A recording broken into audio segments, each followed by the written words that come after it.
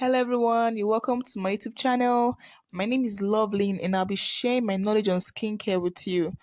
So I would really appreciate it if you can subscribe to my YouTube channel, share this video, like this video, and also comment. You can ask me questions at any time of the day. I'll be willing to reply your messages. So please listen to the voice note because that is where my explanations are. So thank you once again for joining in, and I look forward to having an amazing time with you. Thank you. So in today's episode, we are going to be talking about skincare. Before we start going into how to make this and how to make that for the skin, we have to first talk about the skin and everything we need to know about the skin. Now, our skin is one of our organs in our body, right? And the same way we will take care of other organs in the body, that's the same way we should treat our skin. Okay, our skin is our body's largest organ. It is also our most visible organ, of course. The skin does a lot of things, but the major function that the skin perform is the protection function. Your skin will protect you from all form of external hazard, anything that is coming as a threat from the outside. Your skin is going to be blocking everything out. So it is just like a barrier for your entire being. And of course, something with such an important function, come on, you don't want to compromise it, and I would want to make sure that you're taking care of it the best way that you can. So the skin has two layers, right? We have the epidermis, which is the one we can see. That's the one that creates your skin tone. That's the one you can see your hair growing out from. This one that you can, see these tiny holes on it called our pores, right? So looking at the diagram I'll be displaying on the screen, it shows you different layers of the skin. It shows you where your hair originated from. It shows you every other layers. Just a basic analogy of the skin. So, like I said, the epidermis is what gives our skin its colors. You would also see your hair and everything on it. At the same time, the epidermis is called the skin barrier because it is actually the one performing the protection function. It is actually the one on the outside. So, it is always called the skin barrier, especially because there's a very tiny layer on the epidermis called the acid mantle. We're going to be talking about the acid mantle. We'll talk more on the acid mantle on the long run. Just a little briefing later on. But the acid mantle is basically an acidic film on top of our epidermis, made up of, just sweat and oils. You cannot see it because it is a very tiny acid film on top of our epidermis, performing the actual protection function. So we also have the dermis, which is directly under the epidermis. That is where that is where your hair grows out from. Whether it's your hair on your head, your hair on your skin, hair from anywhere, grows out directly from your dermis. Yes. At the same time, there is where we at the same time that's where your sweat originates from. So everything comes out through the tiny holes on our skin that is visible to us called our pores, pores pores. So this is where all our hair grows out from. That is just all we need to know on the basic analogy of the skin. So talking about the skin, I said it is the most important function, right? It has it does the protection function, and something with such a very important job needs to be properly taken care of. Hence the reason why we have to talk about skincare in the first place. To understand how best to take care of our skin, of course, we need to know the different skin type that we have. The only reason why we would want to know your skin type or your client's skin type is to know how best to manage such a skin type, because you don't want to go ahead to give something that is only suitable for dry skin to somebody that has oily skin or someone that has normal skin and all that. So you really have to know the different skin type. Now, some people believe the only reason why you should know your skin type is so that you can know which products would work for you and which product would not work for you. But logically, that does not really relate.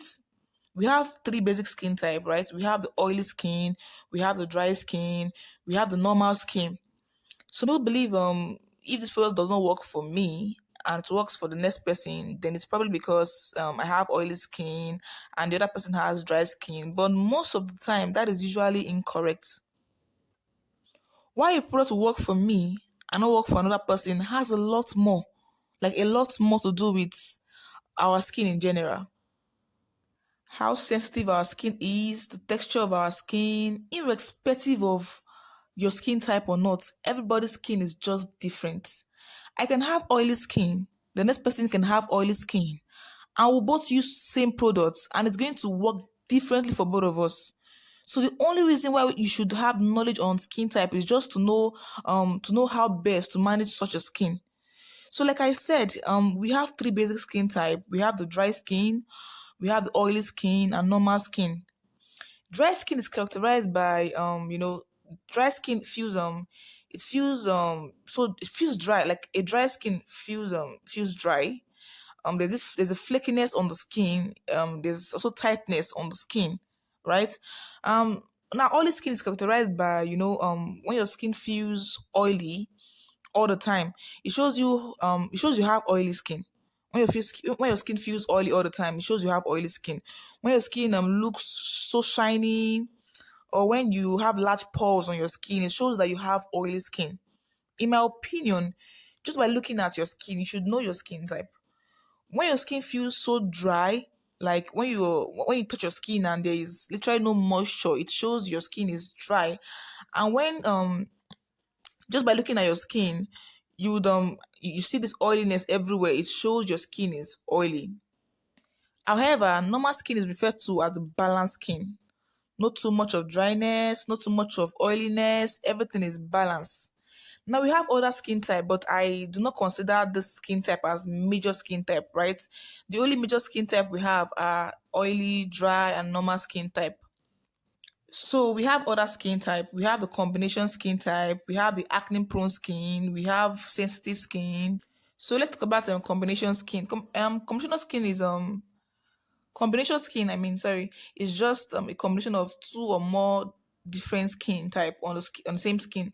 So on some part of your skin you have oily skin. Some part of your skin you have dry skin. Some part of your skin you have normal skin. Just a combination of two or more different skin type on your skin.